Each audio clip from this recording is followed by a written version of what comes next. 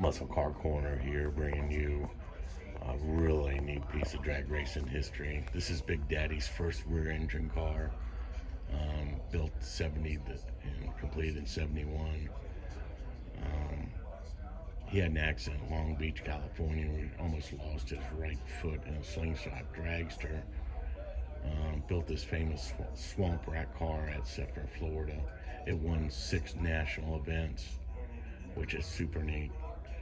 I've been in his museum for many years. Top speed of 244, 621 low ET. Look at those little bicycle wheels and tires. Super cool stuff here, man.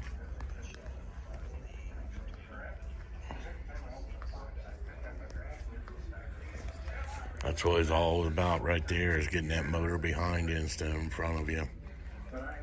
That was super important in the realm of things that brought drag racing up to where it is now. He was instrumental on all the milestones of drag racing, pretty much.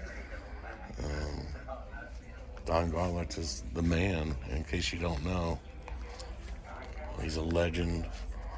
And I'm so happy to be able to meet him today. He's probably eating lunch now. He's up at the house waiting to get an interview with him, so I'm super excited. More drag racing history at Don Garlits Museum.